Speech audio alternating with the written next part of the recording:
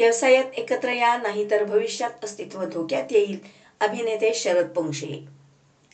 वातावरण भारावले होते. उपस्थितांच्या डोळ्यात अपेक्षा आणि मनात अस्वस्थता होती. अशा भावनिक वातावरणात ज्येष्ठ अभिनेते शरद पोंक्षे यांनी हिंदू समाजाला थेट आणि ठाम संदेश दिला. आपल्या पुढील पिढ्यांना सुरक्षित आणि स्वाभिमानी भारतात जगायचे असेल तर आजच व्यावसायिक पातळीवर एकसंध होणे अपरिहार्य आहे. सांगली येथील राजमती भवन येथे हिंदू व्यवसाय बंधू आणि सर्वमंगल ग्रुपतर्फे आयोजित प्रदर्शनाच्या उद्घाटनाप्रसंगी ते प्रमुख पाहुणे म्हणून बोलत होते. सभागृहात टाळ्यांचा कडकडाट होत असतानाच त्यांच्या शब्दातून समाजाबद्दलची काळजी आणि तळमळ स्पष्ट जाणवत होती. आज विविध व्यवसायांमध्ये आपला सहभाग कमी होत चालला आहे. जर आपणच एकमेकांना आधार दिला नाही तर उद्या आपल्या मुलांना संधी कोण देणार, असा सवाल करत त्यांनी समाज माध्यमांच्या माध्यमातून नेटवर्क तयार करून आपल्याच माणसांना काम देण्याचे आवाहन केले. त्यांच्या या विधानाने उपस्थितांमध्ये आत्मपरीक्षणाची भावना निर्माण झाली.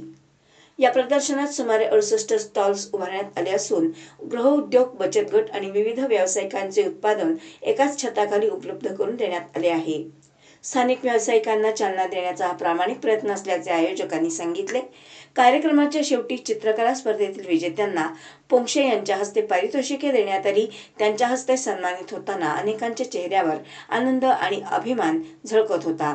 समारोपाच्या वेळी एकच भावना सर्वांच्या मनात होती, एकत्र आलो तरच सक्षम होऊ.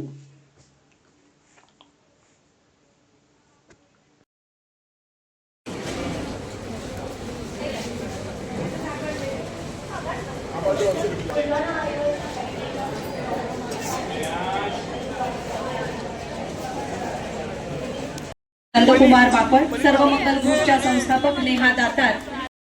मी शरद दादाचे खूप खूप आभार मानते.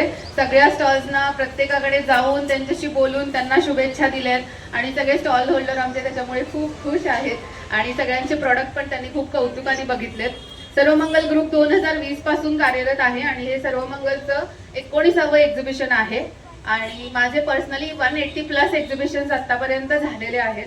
सो हे पहिलं एक्झिबिशन आहे ज्यामध्ये सर्वमंगल ग्रुप आणि हिंदू व्यवसाय बंधू, कारण दोघांचाही उद्देश एकच आहे म्हणून आम्ही एकत्र येऊन हा एवढा मोठा घाट घातलाय आणि अख्ख्या महाराष्ट्रातून इथे स्टॉल झालेले आहेत. सो सगळ्या स्टॉल धारकांच्यासाठी आपण एकदा जोरात टाळ्या वाजवूयात.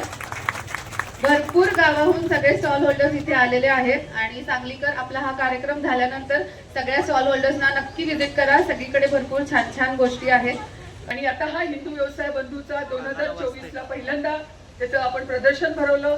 सांगलीमध्ये ग्रुप स्थापन झाला. इचलकरंजी, तासगाव या ठिकाणवरनं कोल्हापूर या ठिकाणी हे ग्रुप स्थापन झाले. पुण्यात पण स्थापन झालेलं आहे आणि सुमारे जवळजवळ 10,000 लोक याचे आता आपले मेंबर झालेत. उद्देश हाच आहे की आपल्या लोकांना काम मिळावं. जे छोटे व्यावसायिक आहेत, मग ते प्लंबर असतील, फिटर असतील, पिंजारी असतील, अशा लोकांच्या ची एक सूची आपण एक डिरेक्टरी मागच्या वेळेला आपण केली होती. आता एक YouTube चॅनल आणि आज आम्ही त्या पेड मेंबरशिप सुद्धा आम्ही शरदजींच्या हस्ते त्याचं उद्घाटन करणार आहे.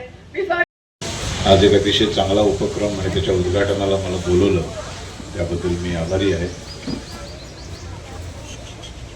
हिंदूंनी हिंदूंसाठी व्यवसाय करावा, हिंदूंनी प्रत्येक गोष्ट हिंदू व्यावसायिकांकडूनच विकत घ्यावी, हे अशा योजना राबवण्याची बहुसंख्य हिंदू असलेल्या आणि ओरिजिनल हिंदूंचा देश असलेल्या देशात अशा गोष्टी कराव्या लागतात याच्या एवढं दुर्भाग्य नाही. इतकी भयानक परिस्थिती आहे. आज भारतामध्ये 79 वर्ष झाली देश स्वतंत्र होऊन. एक अख्खा देश मुस्लिम राष्ट्र मिळवल्यानंतर उरलेला जो देश आहे तो हिंदूंचा न होता तो सर्व धर्म समभावाचा झाला, सेक्युलर झाला आणि त्यातली 8 राज्य मुस्लिम बहुसंख्य झाली. पुन्हा एकदा 79 वर्षानंतर 47ची परिस्थिती आणलेली आहे. मी कुठेतरी एका ठिकाणी वाचलं होतं की 47 साली देश स्वतंत्र नाही झाला, 47 साली देशाचे तुकडे नाही झाले, देशाचे तुकडे होण्याची सुरुवात झाली. तो फक्त पहिला टप्पा होता. आता दुसऱ्या टप्प्यावर आलोय आपण. अजून एक तुकडा. दर 75 वर्षांनी एक एक तुकडा हिंदू जागाच होत नाही.